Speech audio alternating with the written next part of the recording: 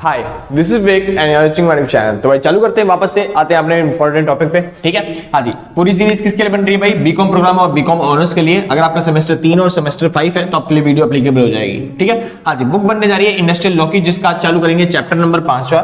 नाम है the payment of bonus act 1965। तो हमें पेमेंट करनी है किसकी? बोनस की, और वो भी 1965 के हिसाब से। ठीक है जी, हाँ जी। तो चालू करते हैं, फटाफट से अपने टॉपिक पे आते हैं। और चालू करने से पहले बता दो भाई, अगर किसी को नोट्स परचेज करने हैं तो आप जो भी मिनिमम अमाउंट होगा वो पे करके इस नंबर पे व्हाट्सअप करिए।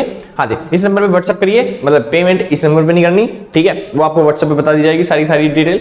तो आप इस नंबर पे कॉन्टैक्ट करके व्हाट्सअप पे, हाँ जी, आप आराम से नोट्स परचेज करते हो। जो भी मिनिमम अमाउंट होगा वो पेमेंट करके आराम से व्हाट्सअप परचेज कर लोगे। आसान भाई, ठीक।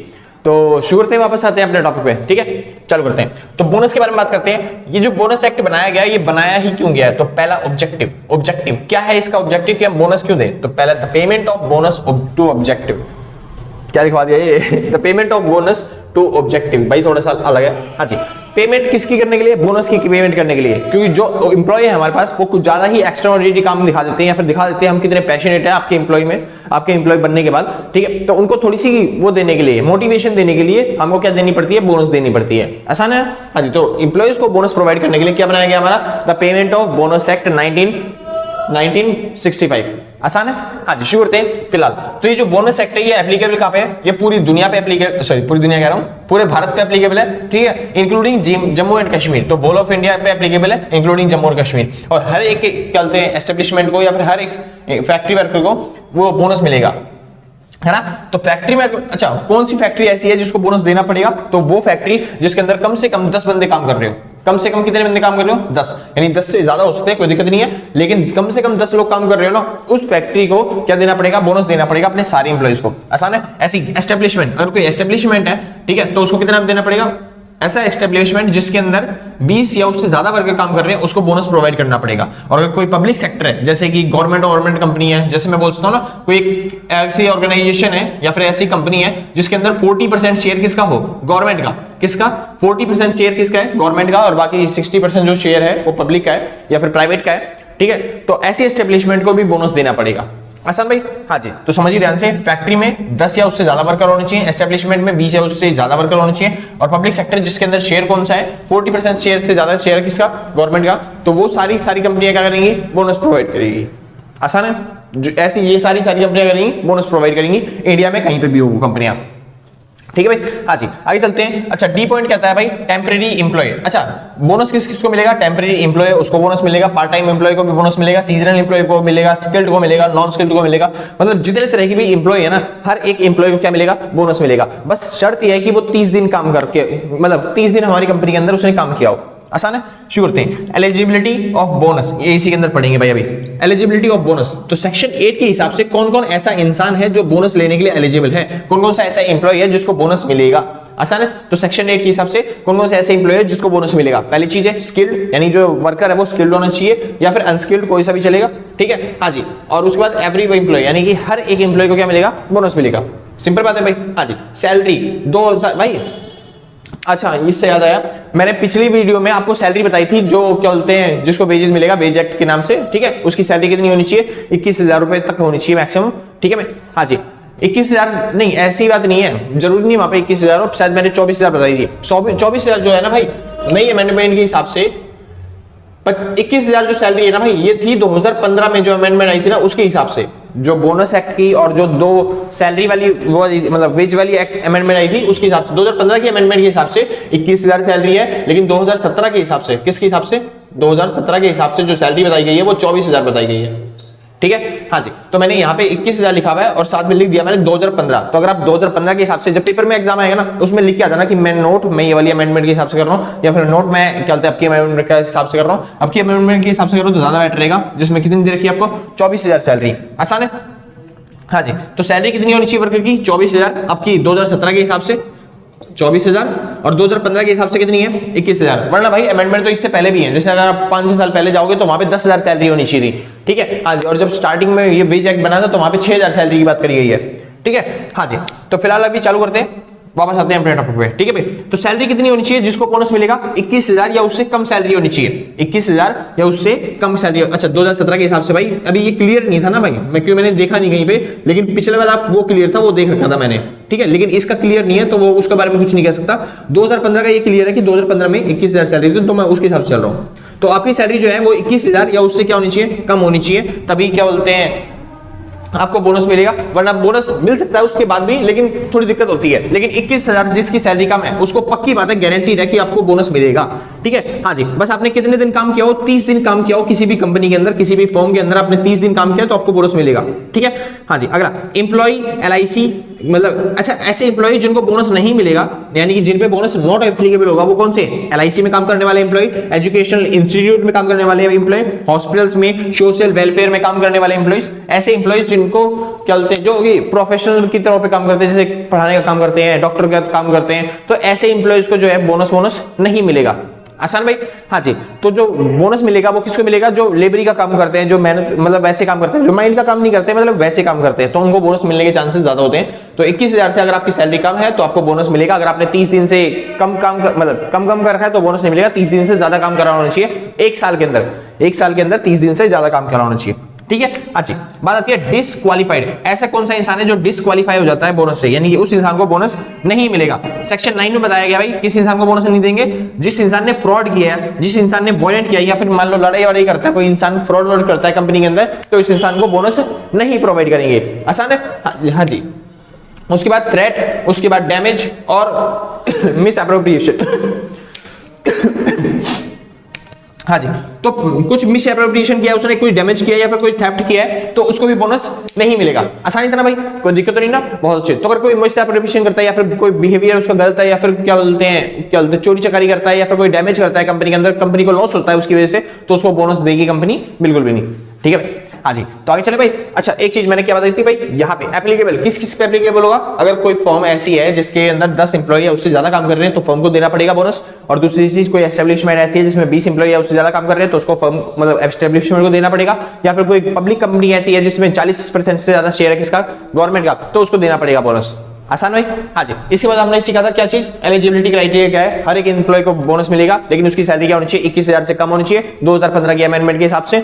और उसके बाद क्या बोलते हैं, उसने कम से कम 30 दिन का काम कर रखा हो, और वो क्या बोलते हैं किसको बोनस नहीं मिलेगा? वो LIC में काम कर रहा हो, या फिर क्या बोलते हैं डॉक्टर हो, या फिर क्या बोलते हैं, क्या नाम था उसका, सोशल वेलफेयर में काम कर रहा हो, हॉस्पिटल्स में काम कर रहा हो, ठीक है, एजुकेशन इंस्टीट्यूट में काम कर रहा हो, तो ऐसे वर्कर्स को बोनस नहीं मिलेगा। आसान है?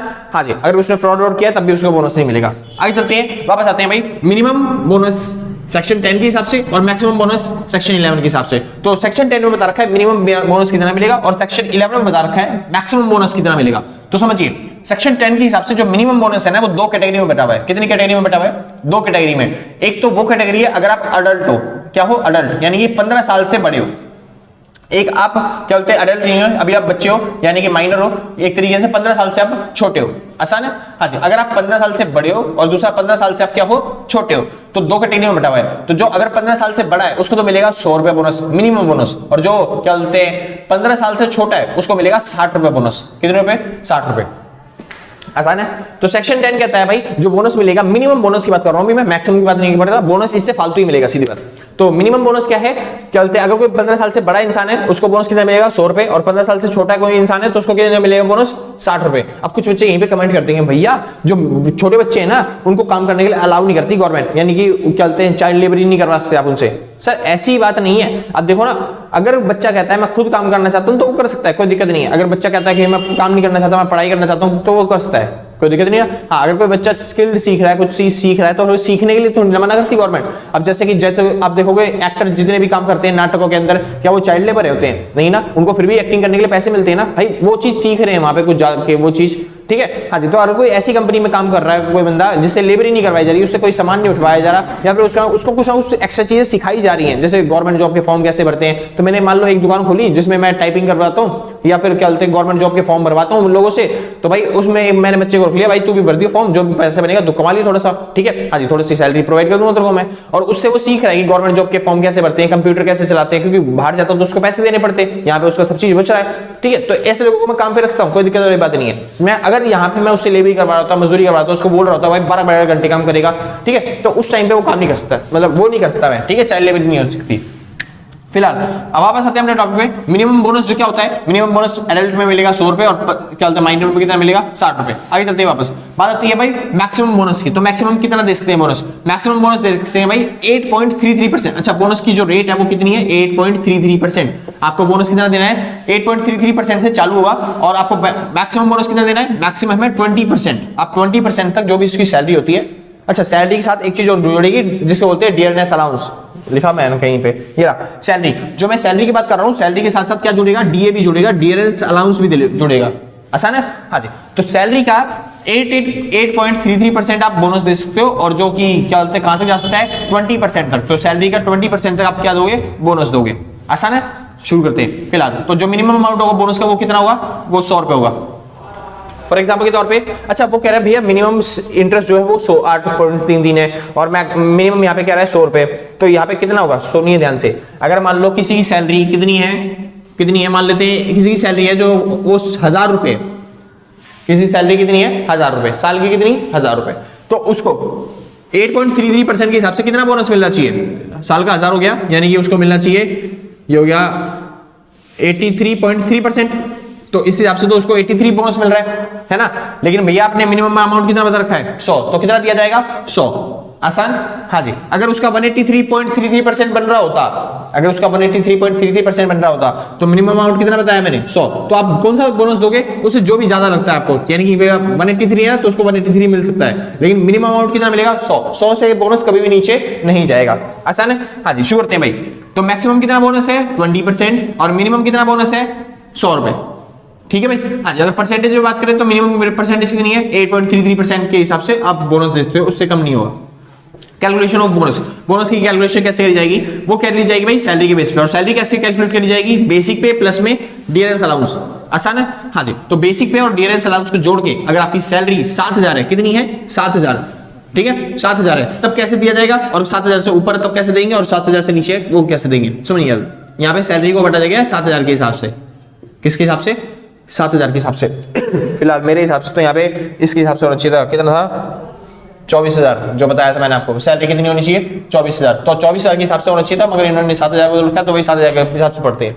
मैं कोशिश करूंगा भाई एक अमेंडमेंट्स की जितनी भी मेरे को लगता है ना कि अमेंडमेंट की जो भी वीडियो बन सकती है कि सैलरी कितनी होगी और ये सब कितना होगा, उसकी एक छोटी सी वीडियो बना के डाल दूं आपके लिए, ठीक है। हाँ जी, टाइम के अगर मिल जाता है तो, वरना बुक में जो लिखा हुआ है वो लिखते हैं फिलहाल, ठीक है। हाँ जी, तो सैलरी के हिसाब से अगर किसी की सैलरी इंप्लॉय की 7000 से कम है, अगर किसी इंप्लॉय की सैलरी, ये पर मंथ की बात कर रहा हूं मैं, अगर किसी इंप्लॉय की सैलरी जो है वो पर मंथ 7000 रुपए से कम है, ठीक है। हाँ जी, तो जो उसको बोनस मिलेगा वो मिलेगा 7000 पर, किस पे मिलेगा 7000 जो उसकी सैलरी है उस पे। मान लो किसी इंप्लॉय की सैलरी कितनी है 5000 रुपए, कितनी है पर मंथ 5000 रुपए पर मंथ है, तो उसको जो बोनस मिलेगा वो किस पे मिलेगा 5000। क्या उसकी सैलरी का 8% मिलेगा, नहीं, वो सैलरी का 8% मतलब जो मानी जाएगी उसकी सैलरी कितनी मानी जाएगी 8000, तो 8000 के मतलब सॉरी 7000, और 7000 के हिसाब से हम क्या दे देंगे उसे, बोनस दे देंगे, आसान है। 7000 इनटू, देखो बोनस ऐसे निकालेंगे, जैसे कि किसी की सैलरी मान लेते हैं 5000 है, तो 5000 सैलरी के होने के बाद क्या बनेगा, एक तो बनेगा भाई क्या हो गया, क्या नाम आ गया, हाँ जी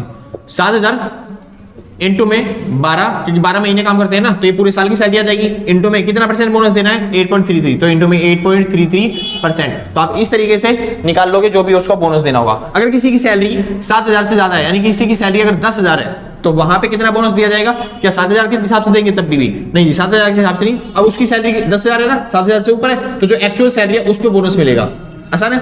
अगर सैलरी कम हो 7000 से तो बोनस किस पे मिलेगा 7000 पे, और अगर सैलरी ज्यादा हो 7000 से तो बोनस किस पे मिलेगा, जो एक्चुअल सैलरी होगी उस पे। तो बस यही लिखा हुआ है, 7000 से कम सैलरी होगी तो बोनस 7000 पे मिलेगा, 7000 से ज्यादा सैलरी होगी तो एक्चुअल, थोड़ा उल्टा हो गया, हाँ जी 7000 से कम सैलरी और 7000 से ज्यादा सैलरी, सैलरी अगर ज्यादा होगी 7000 से तो एक्चुअल सैलरी पे मिलेगा बोनस, ठीक है भाई।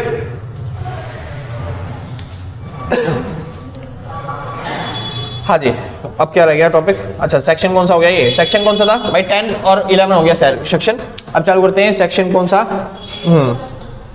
हाँ जी, बात आती है थोड़ी सी डेफिनेशंस पढ़ लेते हैं भाई, कि बीच में लिखी हुई थी डेफिनेशन, मेरे को लगा उतनी जरूरत नहीं है क्योंकि जब पढ़ाऊंगा सारा का सारा तब आपको डेफिनेशन अपने आप याद हो जाएगी। ठीक है, डेफिनेशन क्या है, अकाउंटिंग ईयर लिखा हुआ भाई सेक्शन 2 और 1 में कि कौन सी कंपनियां अकाउंटिंग ईयर कब मानेंगी, क्योंकि अकाउंटिंग ईयर के हिसाब से दिया जाता है ना बोनस भाई। हाँ जी, तो अकाउंटिंग ईयर क्या होगा, अगर कोई कॉर्पोरेशन है तो वो बैलेंस शीट के हिसाब से अकाउंटिंग ईयर मानेगा। जैसे अगर उनकी बैलेंस शीट 1 जनवरी से 31 मतलब 31 दिसंबर वाली है तो वो दिसंबर को ये अकाउंटिंग ईयर मानेंगे, मतलब 1 जनवरी को ही नया साल होगा उनका। ठीक है, हाँ जी, अगर कोई कंपनी है तो कंपनी जो उनकी एजीएम होती है, एजीएम से पहले उन्होंने प्रॉफिट और लॉस निकाला होगा, तो जब भी वो प्रॉफिट लॉस निकाल लेंगी उस टाइम पे क्या माना जाएगा कि उनका अकाउंटिंग ईयर पूरा हो गया। इनका लिए जरूरी नहीं है कि वो कब एजीएम करते हैं या फिर किस टाइम से खत्म करते हैं। जैसे एजीएम दिन साल में 2 बार होते हैं तो साल में 2 बार क्या होता है, अकाउंटिंग ईयर खत्म हो गया उनके लिए। ठीक है, हाँ जी, और बाकी जो अदर केस है, अदर केस में 1 अप्रैल से चालू हो जाएगा, यानी कि अप्रैल का जो फर्स्ट डे होगा वहां से मालूम हो जाएगा अकाउंटिंग ईयर, और उनका खत्म कब होगा वो अकाउंटिंग ईयर 31 मार्च को। ठीक है, हाँ जी, बात आती है सेक्शन 4 में, मतलब सेक्शन 4 क्या कहता है, ग्रॉस प्रॉफिट के बारे में। ग्रॉस प्रॉफिट कैसे निकाला जाएगा कंपनी का, समझिए भैया, ग्रॉस प्रॉफिट निकालना ही क्यों कंपनी का, समझिए ग्रॉस प्रॉफिट इसलिए निकालना होता है कि जितना भी ग्रॉस प्रॉफिट होता है उसका 67 और 60% ही क्या करते हैं वो लोग बोनस के तौर पे देखते हैं। मान लो कंपनी ने प्रॉफिट कमाया तो सारा का सारा पैसा बोनस में नहीं उठा देगी, समझ में आया। हाँ जी, थोड़ा बचाना भी पड़ेगा, इसलिए जो बोनस में है वो कितना पैसे देखते हैं हम लोग केवल 60 या फिर 67% ही बोनस देखते हैं। तो पहले एक बार निकालना पड़ेगा ग्रॉस प्रॉफिट क्या होगा।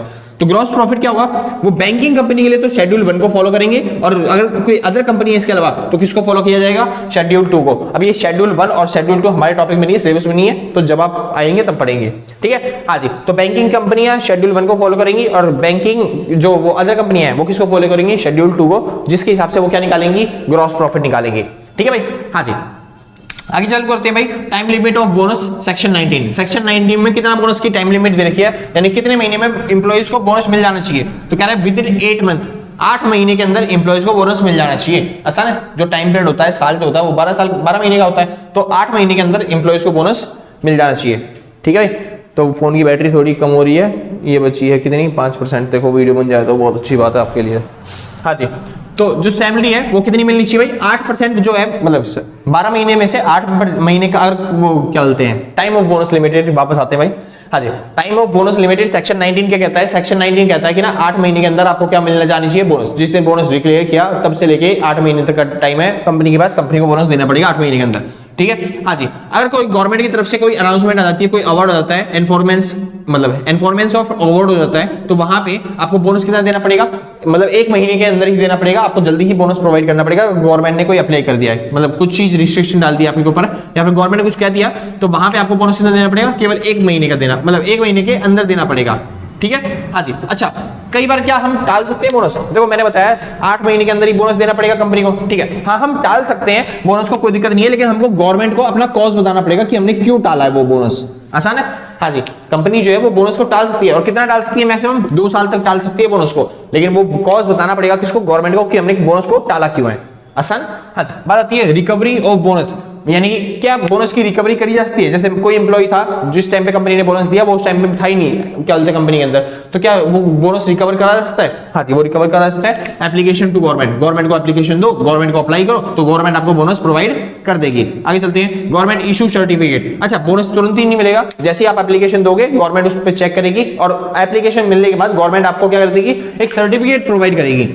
दूसरा स्टेप क्या है, गवर्नमेंट आपको सर्टिफिकेट प्रोवाइड करेगी, हाँ जी, हमने आपकी क्या बोलते हैं वो जो इशू है आपका उस पर देखना चालू कर दिया है। ठीक है, उसके बाद अप्लाई अंडर 1 ईयर, और ये जो आपने अप्लाई किया बोनस रिकवरी के लिए, यानी कि आप अपना बोनस वापस चाहते हो, ठीक है, क्योंकि आपने छोड़ दिया था वो बोनस, तो आपको 1 साल के अंदर ही अप्लाई करना पड़ेगा कि भाई 1 साल हो गया, मतलब कि 1 साल के अंदर ही, जैसे आपको पता चला कल परसों बोनस दे दिया, तो आप 1 साल के अंदर ही क्या कर दो, बोनस के लिए अप्लाई कर दो गवर्नमेंट को। ठीक है, कि मेरे को रिकवरी चाहिए किसकी, बोनस की। और दूसरी चीज, अगर गलती से आपने 1 साल से क्या बोलते ज्यादा टाइम हो गया और आपको बोनस नहीं मिला, तो क्या अप्लाई नहीं कर सकते, अप्लाई कर सकते हो, कोई दिक्कत वाली बात नहीं है, लेकिन अप्लाई के साथ साथ आपको कॉज बताना पड़ेगा कि आपने इतना लेट क्यों कर दिया, आपने बोनस के लिए 1 साल के अंदर अप्लाई क्यों नहीं कर पाए। आसान था भाई, हाँ जी, आगे चलते हैं, बात आती है कैलकुलेशन ऑफ बोनस। बोनस कैसे कैलकुलेट किया जाएगा, तो समझिए बोनस 2 तरीके से कैलकुलेट किया जाता है, पहला प्रॉफिटेबिलिटी के बेसिस से और दूसरा प्रोडक्टिविटी के बेसिस से। देखिए, प्रोडक्टिविटी के बेसिस पे हमने पहले ही सीख लिया था जब हमने पढ़ा थी, कौन सी बुक, अगर आपने गलती से वो वाली बुक पढ़ी हो, कौन सी बुक पढ़ी हो, कौन सी बुक थी, हाँ जी इससे पहले वाली, हाँ अगर आपने गलती से पढ़ी हो HRM, ह्यूमन रिसोर्स मैनेजमेंट, हाँ भाई, तो शुक्र है वापस आते हैं अपने टॉपिक पे, ठीक है भाई। हाँ जी, पहले पूरी वीडियो बन गई थी वो वाली, बस बीच में देखा कि भाई बैटरी खत्म हो रही थी, तो फिर बैटरी पूरी तरीके से खत्म हो गई, मतलब पूरे 5% पे आके अपने आप वीडियो रुक जाती है, तो देखा भाई पूरी खत्म हो चुकी थी, ठीक है। तो फिर अब दोबारा से चालू करते हैं, वापस अपने टॉपिक पे आते हैं, ठीक है। हम कैलकुलेट कर रहे थे किसके बारे में, बोनस के बारे में, कि बोनस की कैलकुलेशन कैसे करी जाएगी। तो बोनस की कैलकुलेशन करने के लिए दो तरीके हैं, पहला होता है प्रॉफिटेबिलिटी मेथड और दूसरा होता है प्रोडक्टिविटी मेथड।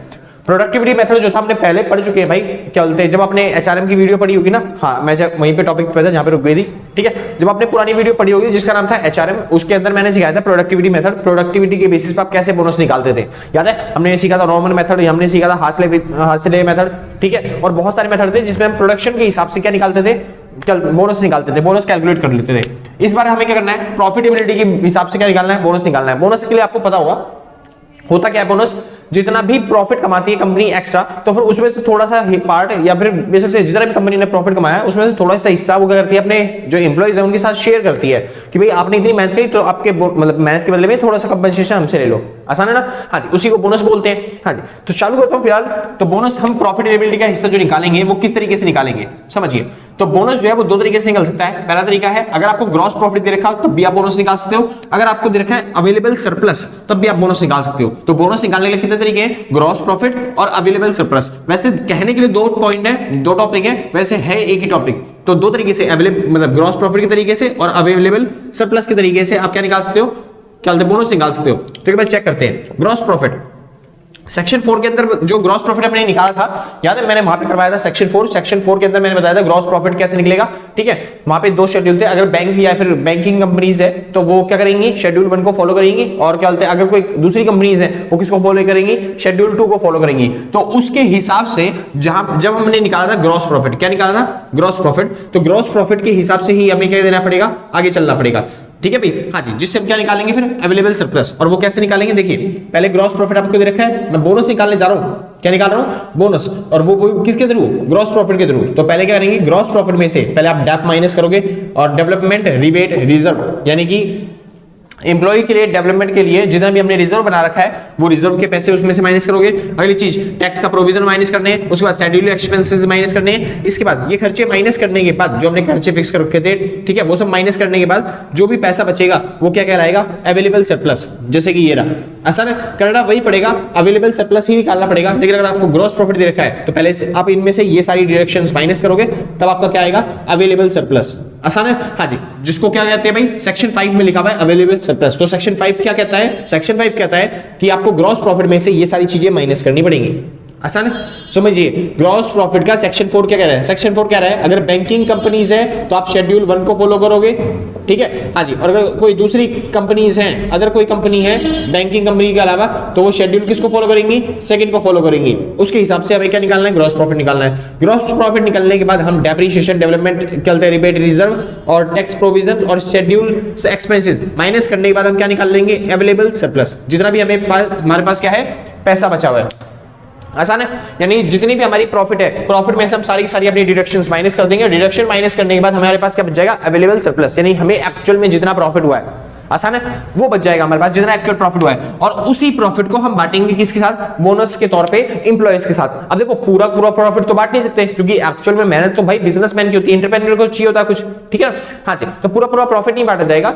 तो अवेलेबल जो सरप्लस है उसमें से लगभग 60 या फिर 67% जो होगा वो बोनस के तौर पे बांटा जाएगा, बाकी तो बिजनेसमैन अपने पास रखेगा। आसान है, जो भी अवेलेबल सरप्लस है उसमें से 60 या फिर 60% ही, 67% ही क्या करेंगे, हम बांटेंगे किसके साथ, एम्प्लॉयज के साथ। इतना समझ में गया। हाँ जी, अब ऐसे कौन से केस है जिसमें 60% बांटना पड़ेगा, या फिर ऐसे कौन से केस है जिसमें 67% बांटना पड़ेगा, तो समझिए ध्यान से। जितना भी हमारे पास अवेलेबल सरप्लस है, अगर कंपनी ने उसमें से अपना क्या बोलते हैं, जो डिविडेंड होता है, जो उसको देखना होता है शेयर होल्डर्स को या फिर प्रेफरेंस शेयर होल्डर्स को, किसी को भी अगर आपको डिविडेंड पे करना है किसी को, तो वो डिविडेंड अगर आपने अरेंज कर लिया है, अगर आपने डिविडेंड पहले से ही अरेंज कर लिया है, तो बोनस आपको देना पड़ेगा ओनली 60%। आसान है।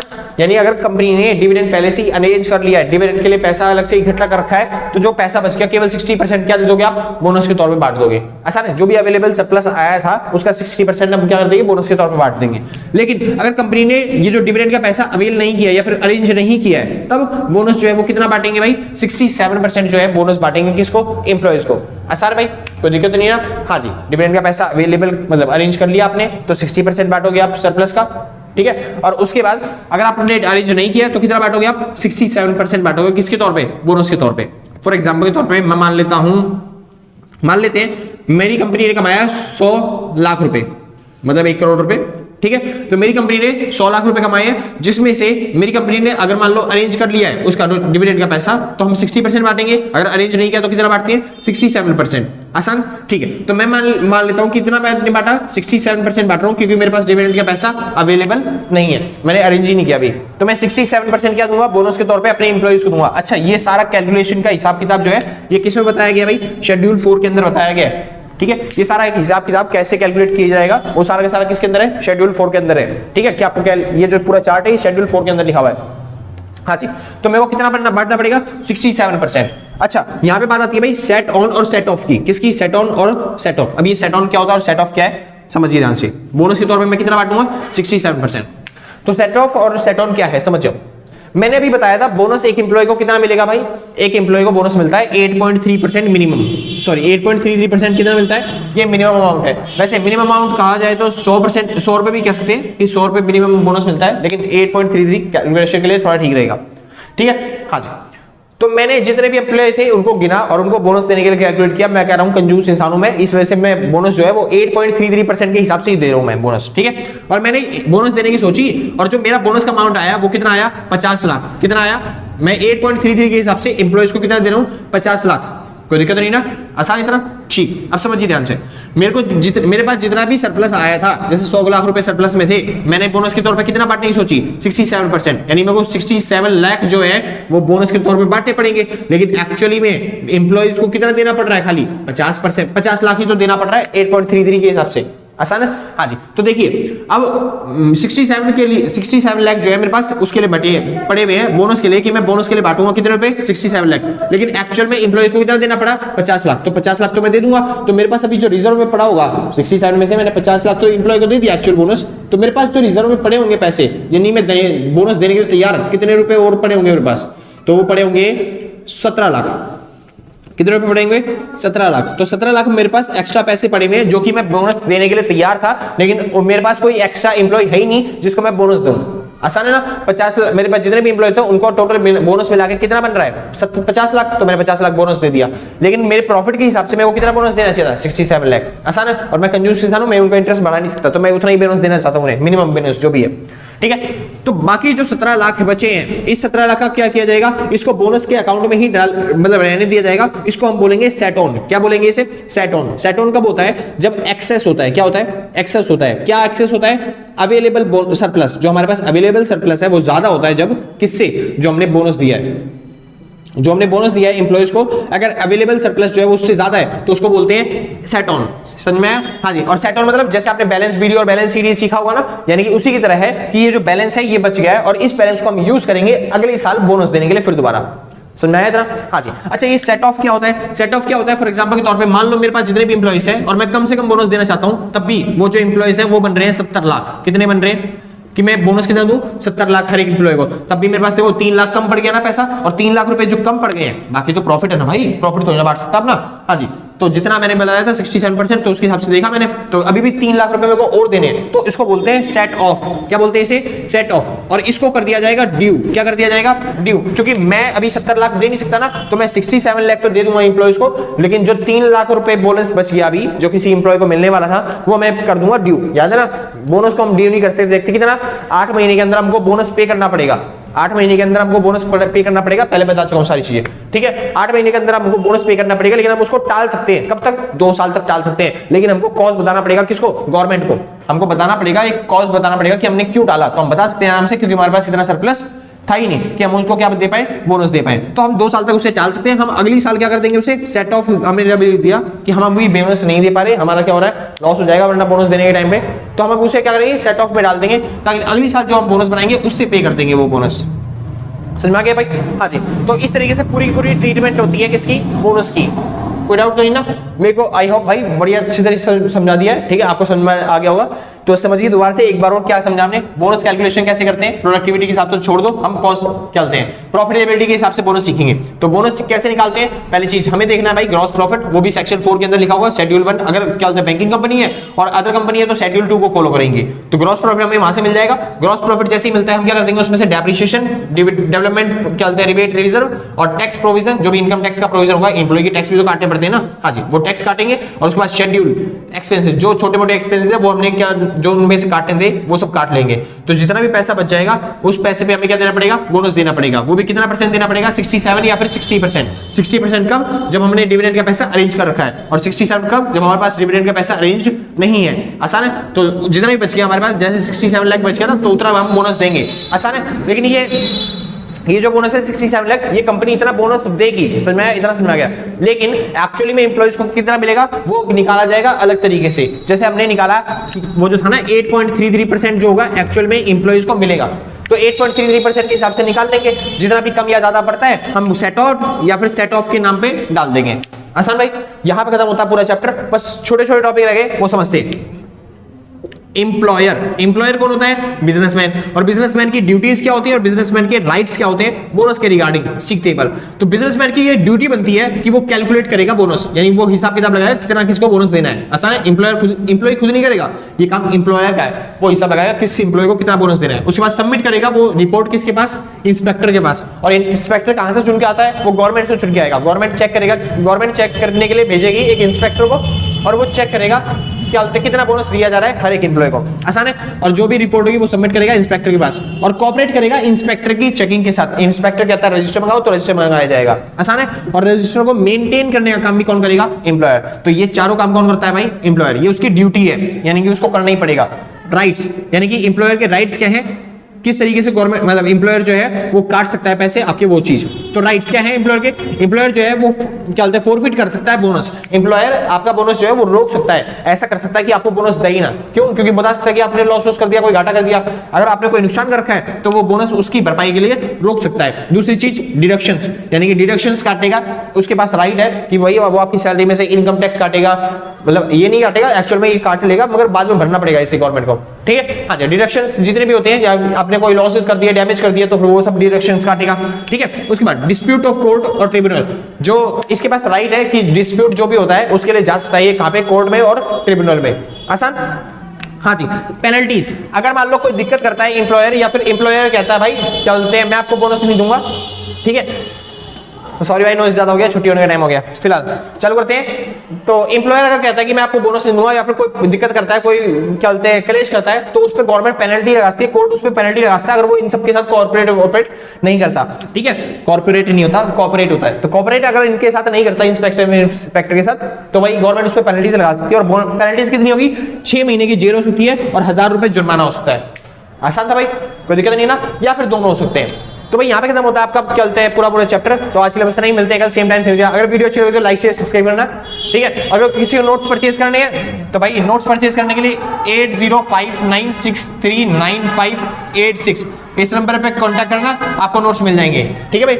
हाँ जी। तो आज के लिए बस नहीं, मिलते हैं कल सेम टाइम सेम जगह, और टाटा बाय बाय।